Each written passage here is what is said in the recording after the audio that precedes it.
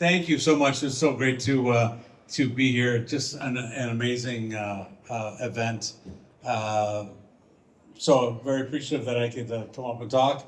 Um, I left my notes in my hotel room, so I didn't make any notes. So I don't know where this is going to go, but let's see what happens. So um, I will just kind of give a little background of what. Kind of a little what I said last night, and where this journey began. So we grew up in Madison. There were four boys in our family. One sister, she was the oldest. Barb, I think, is her name. But it was really, four boys. Just that's all you need to worry about. It's four boys. No, it's so. I like to say we in the Farley family, we checked three boxes. Um, we had a pretty long, as far as I can tell, family history of alcohol abuse. We were Irish, and we lived in Wisconsin. We really only needed to check one box, but we checked all three of those. And the thing is, with any of those, that we just thought it was all normative. That's what you did. If it was part of your identity. If you're a Farley, you drank. If you're Irish, we we're supposed to drink. You live in Wisconsin, we know that story. So we had all, and it was just very normative, and wasn't anything really. We just had a nice little fun Irish Wisconsin college, because I grew up in Madison. The college behavior was very modeled, right there in front of me all my life. I'm sure I probably stuck out quite a bit, but I didn't know at the time. So then I went up to New York and worked. I worked. My brother Chris came a couple years later to New York, and I don't know if he had a job or not. It didn't look like he was working very hard, but it was great. But it was really interesting was that was the first time, and it was long before 9/11. It was the first time I really kind of understood kind of what the concept of first responder was like. Because here was Chris and I in New York, the rest of my family was out in Wisconsin, and I could see he was struggling. And the things that he was that brought our attention was that he was behaving badly, or he was in danger of losing this dream job of his. So he started to address his growing addictions, but all for the wrong reasons. As I said, he was trying to please people in our family, a lot of big pleasers, or he didn't want to lose his job. So he would go to treatment, come back, same environment, and it was just a matter of time before, it just happened, just this cycle. What was really interesting was, I think it was like second or third year in SNL, he came back and did something different. Instead of going to his big apartment on the Upper West Side, he went down to a sober living house in Lower Manhattan, on TV every Saturday night, but every night, checking into his cot in the basement of this church, working his recovery program. And that's when he just exploded, when drugs and alcohol weren't like consuming his life. His talent just was amazing. Years later, when I wrote my biography, my book on him, New York Times bestseller, I think that was mentioned. Anyway, I don't want to talk about that. I interviewed, all his friends at that time, and Adam Sandler, Chris Rock, David Spade, and all of them said, at that time when he was working his recovery program, his career just went through the roof. He was funnier than all of us, and that blew me away as an older brother. That blew me away. I'm like. David Spade, yeah, definitely funnier than David Spade. But for Sandler and Rock to say that was pretty impressive. So I got to see Chris in recovery. I didn't know what that meant at the time, but from my perspective, my barometer was a little different. I just said, well, he's dressing better. I thought that was what it was all about. So, and then it was really interesting was, but as, I got a call one day at the end of his SNL tenure, and he said, Tommy, it's my third year of sobriety. Can you come? I'm going to chair a meeting. Can you come and support me? And I'm like, sure, but I didn't know what he was talking about, like meeting, I didn't know what that meant.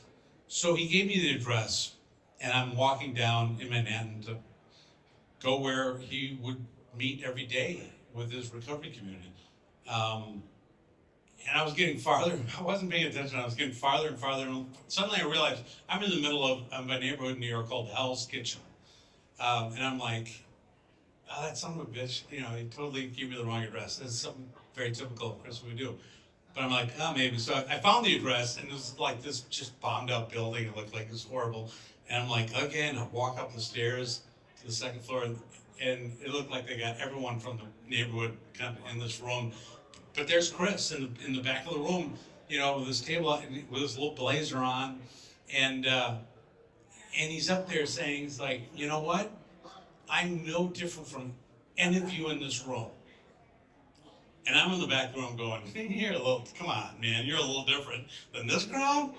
And he, with all the sincerity and humility I've ever seen come from him, he said, no, I woke up this morning, I wanted to be sober. I prayed to our higher power to be sober. And here we are at the end of the day, we did it. And how great is that? We get, coffee and cake as a payoff. It's like, isn't life awesome? And I'm in the back room like, who is this guy? I've never seen, and that was my first glimpse of what recovery looked like. And it was almost like I was seeing a different person. And that's a memory I'll always remember. A couple years later after that, Chris went to Hollywood to make some movies. And I remember I was in a friend's, I lived out in Fairfield, Connecticut, and I was in a friend's office that I went to college with, and he had done some stuff in the entertainment industry, and we were meeting to kind of figure out, all right, how can we use Chris and maybe some of his friends to do something really cool, like do a charity event or, something, that will kind of utilize his talent, but also be, have a good cause. And we're talking, and this friend of mine always had like a TV next to his desk, always playing, they always had CNN on, always kind of, running. When we were meeting though, it was muted. And on the corner of my eye, in the middle of our meeting, I see Chris. I see like they had some clip from Tommy Boy. And I was like, Chris and David. And I kind of turn over, and at that point, I'm used to seeing my brother on TV quite often. So I'm like, my first thought was like, what's he up to now? Because I hadn't seen him in about a month and a half.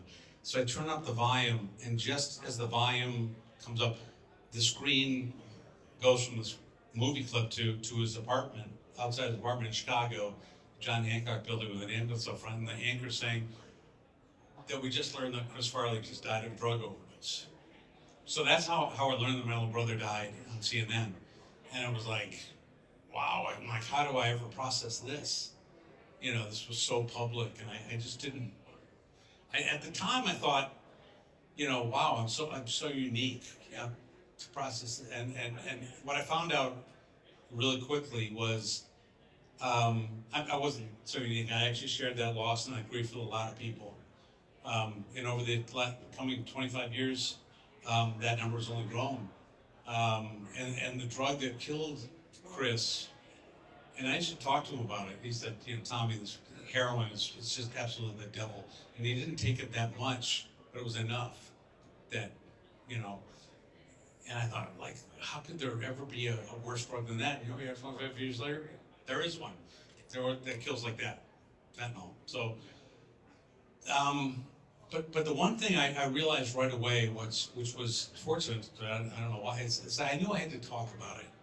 I knew I had to process this grief somehow, but I also wanted to utilize Chris's name and awareness, to go into schools and help somebody from going down that same path. And so I started going into schools, and just telling Chris's story, talking about somebody else's addiction. And I think I probably did, some good work. But it was interesting to me when I first went in, some 20 plus years ago.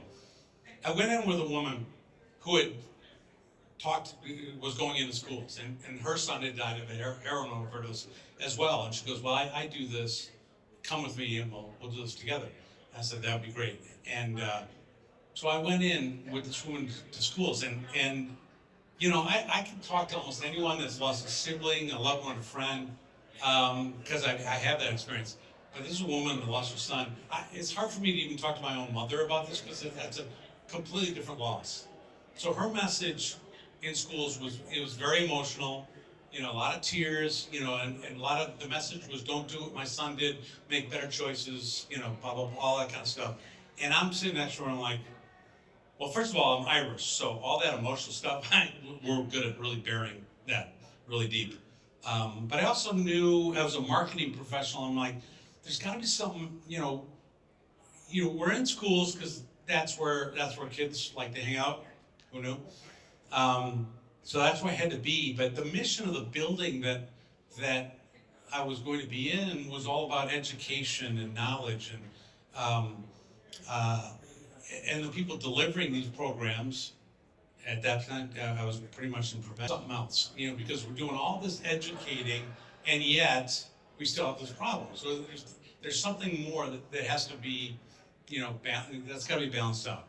So I didn't know what that was, what that tool was, but I looked at at Chris and my other two brothers, Kevin and John, and then now my son, who's out in LA now as an actor. They all went through Second City in Chicago and learned this thing called improv. And I'm like, what is this? They learned improv to make people laugh. But I looked at it, I studied it, I researched it because, that's what I did. I'm the smart one in the family. Clearly not the funny one. But so I studied it, and I realized that I found out that improv was developed by this woman in Chicago that was dealing with at-risk inner city kids on the South Side, trying to get them to communicate better, to form a better connection in ensembles. And she developed these games and these fun exercises to do that. I'm like, that's my tool. So I went into schools to support all this great knowledge on substance use and prevention. And I started teaching improv, connection. That was some 20 plus years ago. I was talking about connection. And here we are in this post-COVID world. I mean, COVID comes along and I'm like, this is what I've been talking about, this need for connection. And so, it was amazing. So the whole world suddenly understood what disconnection and isolation feels like, the whole world. And the thing is, we've had people in our communities, in our schools, in our families even, that have felt that isolation every day of their life. The rest of the world felt it for 18 months, and look what happened. They got in fights at Walmart, they got kicked off airplanes. We don't like disconnection. It's not good for us. As humans, we're hardwired for connection. So I kind of doubled down on that. Let's do this connection thing. And so another thing that happened during that time was I had a job, but this opportunity came. I was doing webinars with Hazleton because we had to pivot to virtual, and I was talking about this coming storm, this post-COVID, like people are gonna have some real issues when they get out of this. They're gonna come out with addictions and mental health issues that they didn't have going in. And the more I heard myself talking about it, I'm like, I gotta do something about this too. I can't just be an advocate for these things. I've gotta actually help people get into treatment and find help. And so that, I had this opportunity at Rosecrans came up, and it was fantastic. I finally found the right lane. So, one of the really neat things, as a market guy, I always look for that differential, like what makes us different. There's a lot of people out there doing this work, and I saw that we had this program for veterans, and I immediately and I'll talk a little bit more about that later, but I'm like, okay, I really leaned hard into understanding this, and that's been a journey in and of itself. But um, back to me. um, so it was interesting. So I just had this journey, and um, what was what was what was interesting is during that time, that since Chris died to now, I also kind of had this feeling like maybe I shouldn't drink too. I've had all these kind of you know issues, like the train wrecks in life that I attributed to my drinking. So I'm like, okay, maybe I should stop.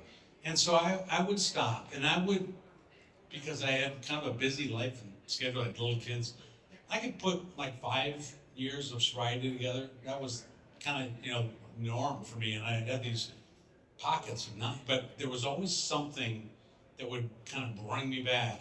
And during that time, I would go into like an AA meeting, and it was just like when you have somebody with an a larger addiction, like we did in our family. It was very easy to point to Chris and say, well, we're not that bad, so I guess we're okay. We weren't okay. Spoiler alert. But as long as Chris was there, we were like, well, we're not that bad. And also, we really couldn't help Chris as much because we were afraid that we'd have to talk about our issues. We'd have to be honest about those things. We didn't want to go there. So we just thought that's Chris's problem. And then I would go, I would kind of like, I got to do something about myself. And I would go into meetings, and just like with my family, I could point to somebody across the room that was sharing their story. And I'm like, well, I'm not that bad. That guy drinks more than me. Or that person takes drugs and they drink. Oh, I don't belong here. Because I thought the barometer was drinking. And so I would get 5 years together, and then my mind would say, it'd be like a St. Patrick's Day, and I would tell myself, like, look, you can have one Guinness. You've been sober for 5 years. Like, you got this. And I'm like, that makes sense. And I have that one, you're in control now. And I have that one Guinness, and then, followed quickly by, several more. And next thing I know, I'm back on varsity. I'm back on that starting five. I'm like, and even worse, longer periods of drinking. And I would do it again, and I just couldn't figure out, like, but I'm not, like, why is, what? But I'm not drinking, but I'm still causing all these train wrecks. And then, also in that time period, I moved my kids back to Wisconsin when they were in middle school. I said, if they get into high school out here on the East Coast, I'm done. I gotta get them back to Wisconsin somehow. So kicking and screaming, I dragged them back here, and it was fantastic. And I started doing, and at that time it was really interesting. I started making the shift from going into schools talking prevention to, I met this woman who had this clinic in Madison that was dealing with teens in recovery, and I started to do recovery work. And she said to me, like, well, you're doing this improv. I would talk to her about this improv stuff I was doing. She'd be like, well, what are you trying to do in improv? What is it supposed to do? And I said, well, improv is really designed for connecting people, forming, connection, the ensemble, as they call it, and really, developing trust and acceptance. And she goes, that's exactly what recovery is. I'm like, let's do it then. So I started doing this shift to recovery, and it was amazing. And then jumped to, like 5, 6 years ago, I got to that point in life, I gotta stop drinking again. So I had all these, train wrecks, as I like to say. And out of the blue, this woman who had this clinic called me up, just, how you doing? And, just wanted to connect. And I said, I'm doing great. And I proudly tell her, like, you know what? I haven't had a drink in 4 months, expecting a lot more applause than I got. But she goes, that's great. She goes, we should get coffee. I said, I'd love to get coffee. She said, all right, great. Well, why don't meet me Saturday morning, 9 o'clock in the basement of the Presbyterian Church. Like, God damn it. Like, I knew where this was going. It's like, okay, okay. It was that one, but it was that one person who accepted me and I trusted. And I'm like, it was the first time I surrendered, I said yes to. And I'm like, okay. And I went in, and my first thought was, Jesus, really the rest of my life with this ragtag group of people? I'm like, this isn't mine. These aren't my people.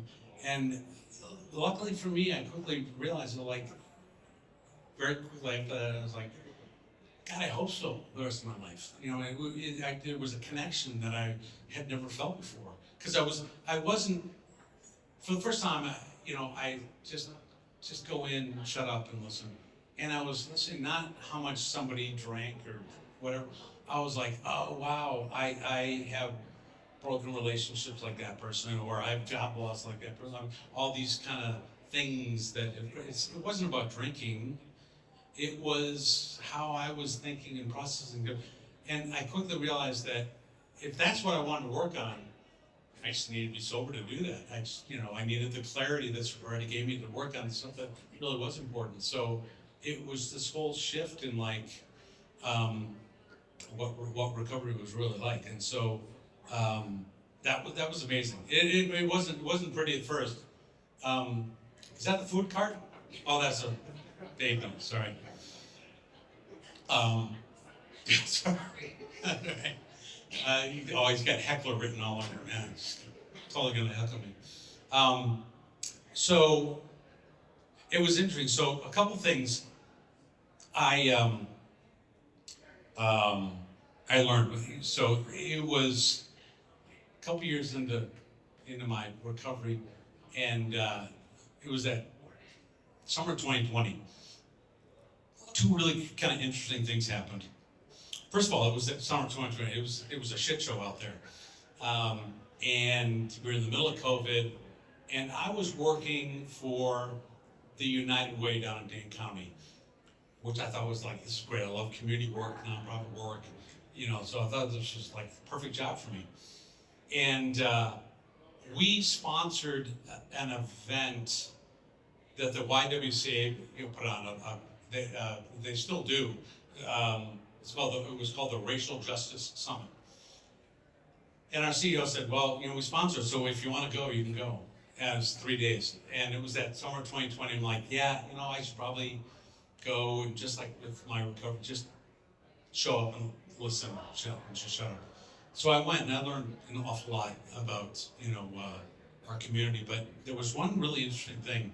The last person the first day said, I'm going to send you home with homework. I want you to go home and find where in your life do you find deep belonging. And I'm like, huh. And I knew where he was coming from. There are people in our communities that never, ever get to feel that. He wanted us to get in touch with that. And I'm like, deep belonging, okay. So I went home. I'm like, where is it my family? I would, you would think, but no, it's not my family. We love each other, but deep belonging, no, we're not really connected to, we're connected because we have to be, I guess, I don't know. So it wasn't that family. Was it my work? No, I loved United Way, I loved doing it, and I love the people I worked with, but that wasn't it. Was it my, alumni group of the college I go to? I loved my college, some of my best friends in the world, but no, it's not a connection. Is it, okay, well, is it my faith? Is it my religion? It's like, no, I'm Catholic. We got issues. It wasn't that. We're trying. Give us nothing. We're getting through it. But it wasn't that. The only thing I could come up with where I had deep belonging was my recovery community. And now, are these my best friends in the world? No, but I know, and I do speaking all over, the country, and I find a meeting, and I'm like, I so belong here. And that was amazing, and that's where I think true belonging, because I lived my whole life kind of trying to put this person out there that I thought the world wanted me to be, or I needed to be. all these expectations that I put on myself, and it was always an uncomfortable thing. It's like it wasn't really me. And actually, in order for me to be that person, I needed everyone around me to do certain things so I could be that person. I needed my family to act a certain way and be a certain way so I could be that person. I needed my employers to give me that job so I could be that person. Not the job I have, I needed that one. You don't understand, you know? And it just wasn't, there was just, trying to control everyone around me as a social person, what I didn't realize was in doing that, I was pushing people away. And trying to be this person I wasn't. And I couldn't figure it out until I got into recovery and started I heard the words, as we say almost every meeting, rigorous honesty. And I'm like, wow, is that a thing? I'm, as I said, a marketing professional, and I'm Irish, so I know how to, BS with the best of them. Like I can create, just a story. But no, living in rigorous honesty, that was, and finding who that true self is. And I realized that, and I'm sure it was the same for my brother Chris, is we could be in the middle of a crowded room, center of attention, making everyone laugh, and yet not feel more isolated than if we were standing on the moon. That's, and that uncomfortableness, but I'm doing this for everyone else, showing everyone else somebody I'm not. And the only way I knew how to deal with that emotion was to drink. That's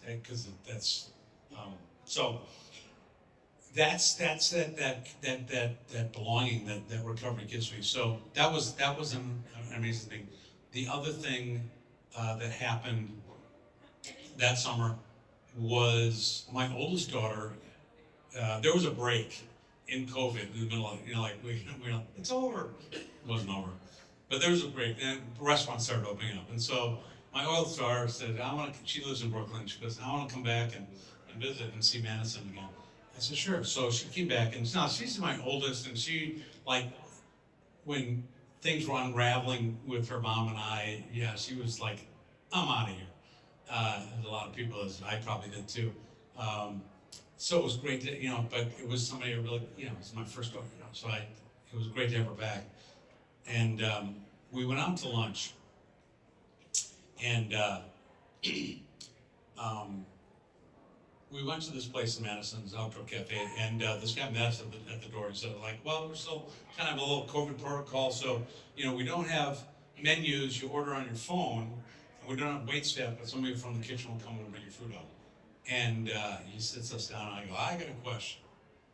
And I go, if I'm on my phone ordering my lunch, or my daughter's on her phone ordering her lunch, but I want to pay for both, how do we do that?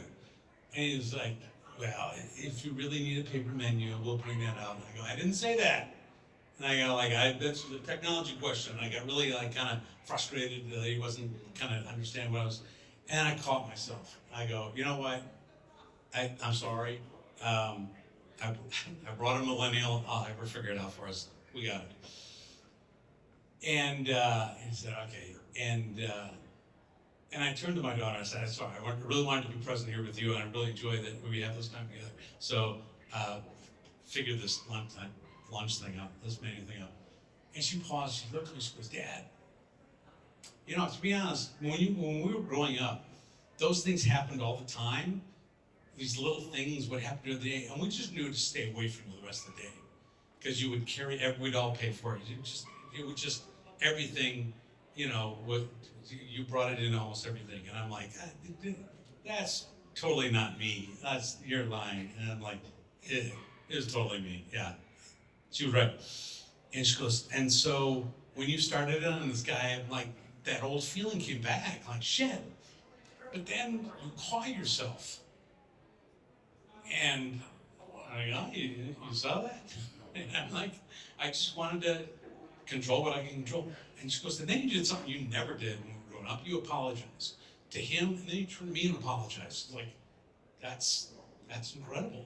And so for my oldest daughter to see that was amazing. When I realized later on, it's like, oh yeah, that's what it looks like when relationships start to heal. And it's just because of me not trying to control everyone else around me, just being, just controlling me. And people started to come back.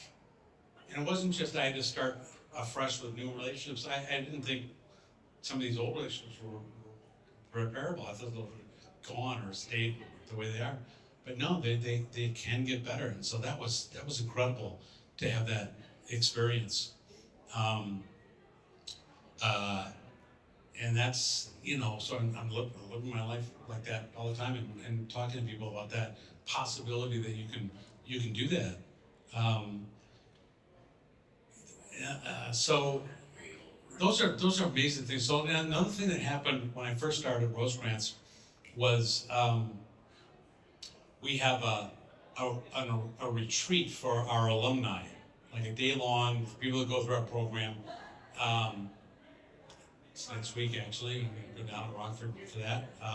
And it's people talking about how they're doing, and their stories, but also some of our clinicians talking about kind of these issues that we're struggling with or trying to get better.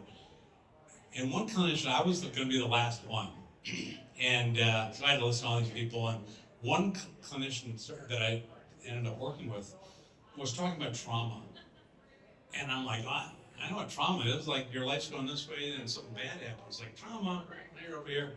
She's like, yeah, that's kind of the big kind of key concept of trauma. But there's these little things that happen. We as humans become collectors of trauma. We don't even know because we bury them, and we don't know how to manage them. They mash all together until you can't keep them down anymore, and they burst out. And people are like, why are you so angry? It's like I don't know. That little thing. So I'm like, oh, that's trauma. So it finally, like an hour later, it gets to me. It's like, oh, Tom Farley's going to share a story. I'm like, time out. I got to process this. I've been like just noodling this the whole time. I said, do you know what? I just realized now. Do you know what trauma was like in the Farley family growing up? And this was a virtual, retreat meeting. At that time, it was still in COVID, and I see every box on Zoom. Everyone's like, "Oh, this is gonna be good." It's like, no, it's not that bad. I hope. No, trauma was in our family that we had one emotion that we used for everything. Can you imagine what that one emotion was? What? I can't hear a thing. Yes, thank you. Humor for everything. So if somebody was stressed in my family, we left. If somebody was angry in my family, we left. If somebody fell and hurt themselves in our family, we laughed. Not to be mean or, we just didn't like people's pain. And we thought that our humor could bring them out of it. If somebody was experiencing joy in our family, we laughed. Which isn't the same, that's not even the same thing. We couldn't go to the positive end of the emotions. Our coping mechanism was humor. And it turned into a trauma because we didn't know how to manage other emotions or even what those other emotions were. We actually developed a second emotion, is that when we didn't get the reaction that we expected, or if somebody fell and hurt themselves and was still in pain because they fell and hurt themselves, even after all the great jokes, then we would get frustrated and angry, and we would ping pong between these two. 90% of the time it was humor, but once in a while we'd flip into this frustrated, angry mode. Probably pretty tough to be around. I until I got into recovery and started to, kind of understand some of these other emotions. Like one of the first things that somebody told me, it's like, well, what are you doing with recovery? It's like, well, one of the first things, make a gratitude journal. I'm like, what the hell's a gratitude journal? They go, I just write gratitude on a piece of paper and just kind of listing things out. So I remember the first time doing that and just doing that and spending the next half hour looking at this blank page. Nothing, you're not grateful for anything. It wasn't that I was not grateful for stuff. I'm grateful for the easy stuff. I'm grateful for my kids. I'm grateful that I get to live in Wisconsin, this beautiful state, wonderful people. I'm grateful for my health. No, that was a joke. But I wasn't, the thing is, I wasn't, going through the day just looking for, these little things of gratitude, happen that I was just skipping. And I wasn't letting that be a part of my life. Because I wasn't identifying them. I used to do speeches like this all the time. And I would like leave and go, that was good. What's next? I'm not, but right now I'm gonna leave this today going, my God, I'm so grateful for the people I was with, the chance to do this. And I'm like, I never got in touch with that kind of stuff. So that was amazing. And again, just using when I needed to manage, my emotions, just finding the right things. I was asked once, and it affects my parenting too, obviously. I was asked once on a podcast, this host said, "Are you a better parent than your parents were to you?" I'm like, oh, that's a horrible question. I wanted to be, but I was given the playbook that my parents gave me. They didn't know any better. So this is what I thought. So I was, like, one of the things, I was the teasing dad, just like my dad was to me. And I remember, like, my little daughter coming up to me, like, when she was really little, saying something like, Dad, I'm afraid of the dark. And my response was, oh, honestly, I would be too if I had that under my bed. Funny stuff, really funny stuff. Did not help her with her trauma. Really didn't. You're on your own with that one. But, that was a funny line, right? So it took me, just, to build that, care and empathy into my own emotional skill set. But I also answered the thing is, like, my kids are all in their late 20s, 30s now, and I can still be that parent. I still have that opportunity, and my kids are appreciative of that, and they're seeing that. So it's never over. You're never not a parent. So, and it's just so wonderful when the people that you care about see that. So let me kind of, 17 minutes left, not bad. So let me flip around to kind of why I'm here today. And, I mentioned earlier, when I came to Rosecrans, we had this veteran program, working primarily with substance use and mental health, like a residential treatment program. And it started, it was called the Florian program, because St. Florian is the patron saint of firefighters. And the Chicago battalion chief realized that his firefighters, there was a high addiction rate, high suicide rate, and yet they were going into treatment into kind of the general. These are humans that were seeing, a level of trauma that humans aren't supposed to see, and they're putting them into group therapy and say, share your trauma. That wasn't helpful. So they said, let's go over here, let's work on these higher levels. And then we quickly realized, like, well, if it works for firefighters, it's got to work for uniformed personnel and first responders. And then we became a community care provider for veterans. And then, now it's called the Resilience Program. And we do deal mostly with one or two, like, the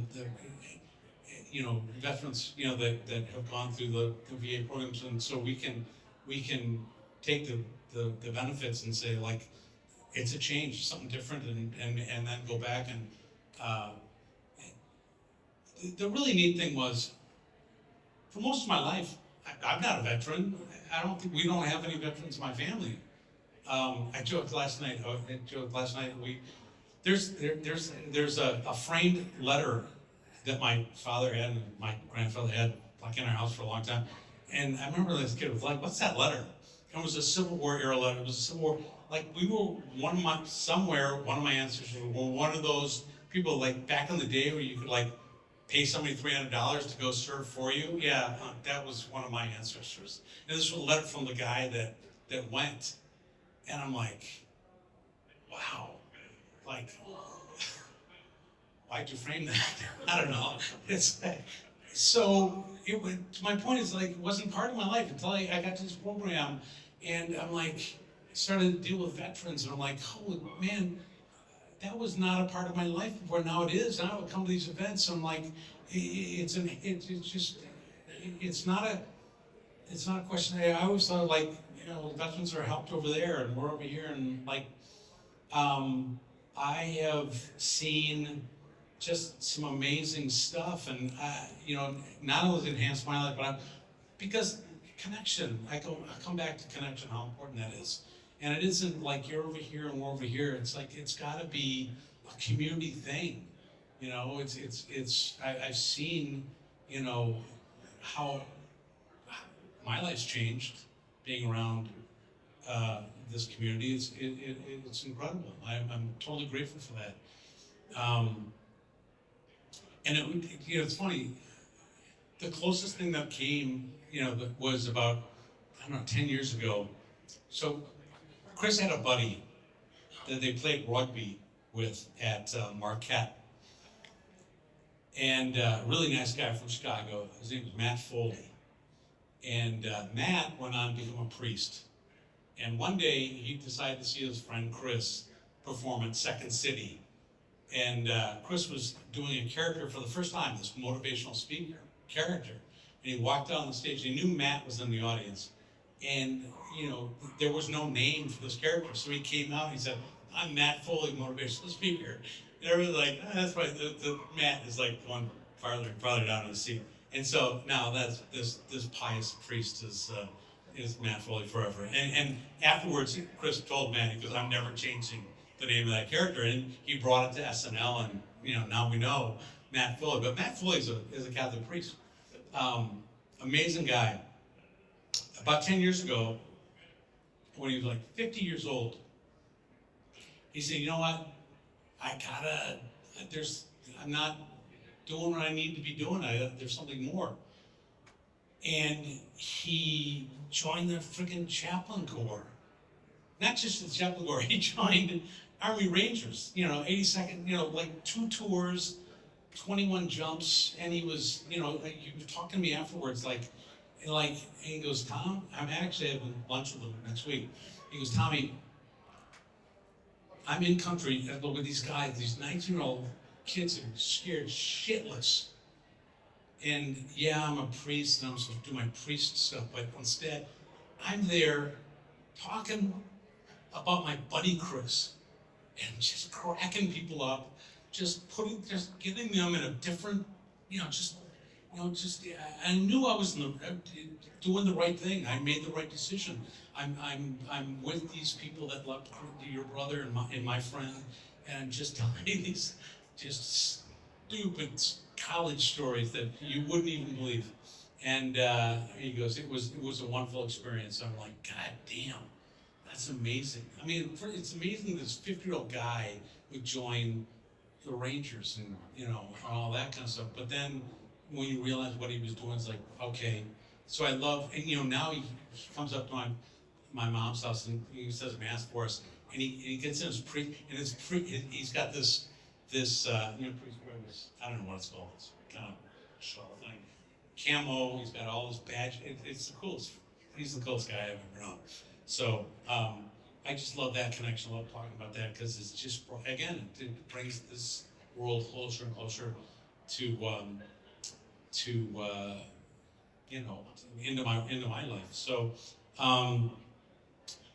I really come back to the biggest thing is this whole thing of connection, and I know veterans understand connection really well, probably better than most people.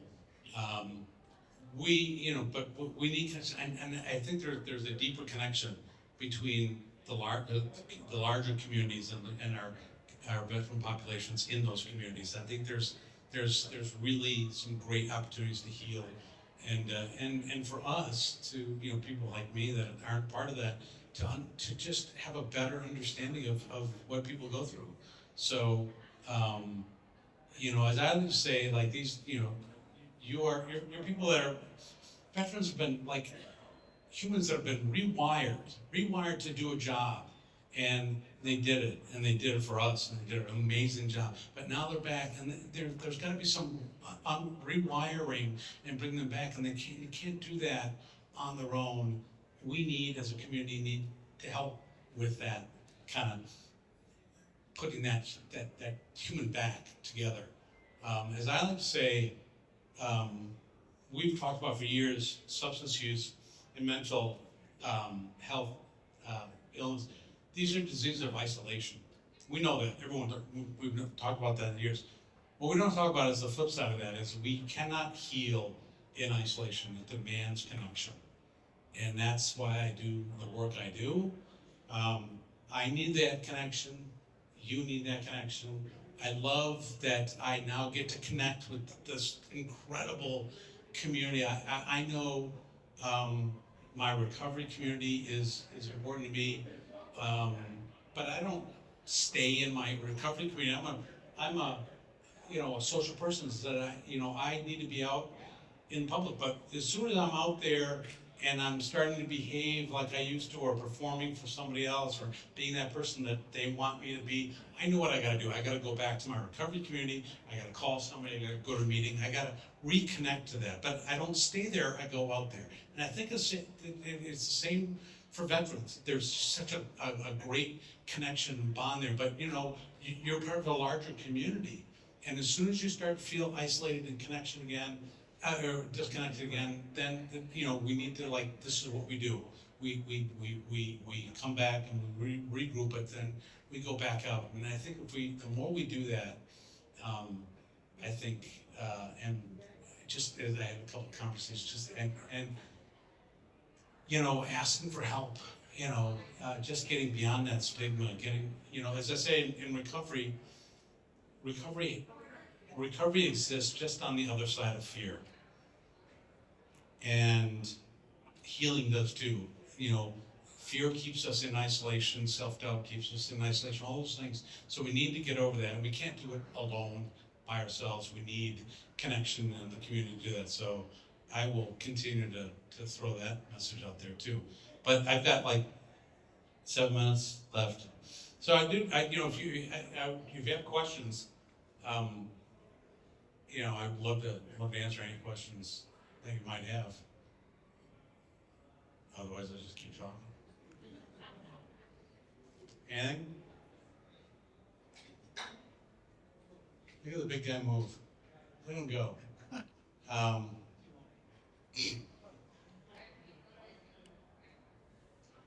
Were you going to ask a question, or are you just scaring me by your presence? My friend Ryan. I'm here. So anyway, yeah. So as I said, I do what I do because I love the connection, and as I said, it's made my life better just being associated with it, being an advocate. And I was down in Madison on Wednesday talking to the head of the VA hospital down there, and I told him the same thing. I need the connection. I need to advocate. I need to show, people in the greater community that this is an important thing. I actually told him this was really cool. So I do a lot of, I get these, at public events from the VA hospital down there. And a couple months ago, I got this notice we're showing a documentary movie. And I'm like, is there popcorn? There wasn't. But I said, okay, Friday night, I got no social life, so I showed up. And it was a documentary about this Vietnam era vet that was from Fort Atkinson. And I'm like, and on the flyer, it's one of the most highly decorated, Audie Murphy level decorations. 5 tours. Did 5 tours, and he's from Fort, and I'm like, I'm such a Wisconsin guy, and I'm like, how do I not know that this person is not just from Wisconsin, but from right down the road?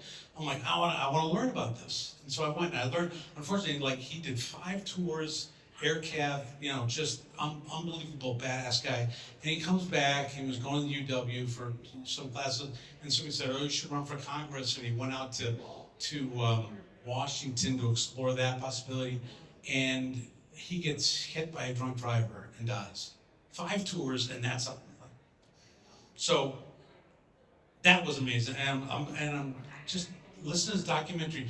In the auditorium were his siblings. And afterwards they got up and they were talking about, and I'm like, oh my God, there's a bunch of siblings at a movie about their hero, this hero, celebrity, amazing brother, and they're talking about what it was like to live. It was like, oh my God, that's my life.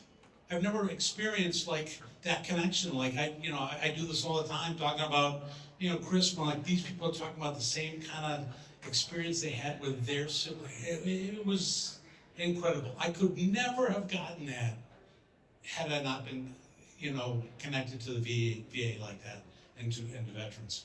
And so, to be able to talk to that family, it's like, yeah, I know your journey. I'm on that same path. So it was really, as I said, I'm grateful and blessed that I have opened the door to have that experience. It's changed, as I said, it's changed my life. So, yeah, thank you for coming here this morning. You can't see it, but there's a banner outside that door that says ice cream. It's been taunting me the whole time. So, really excited to be here. I'm going to hang around, so come up and say hi. And thanks for being here. Thanks for Ryan and this whole amazing first time. This is such an incredible event. I'm so happy to be here, and enjoy the rest of the day. This beautiful day. Thank you.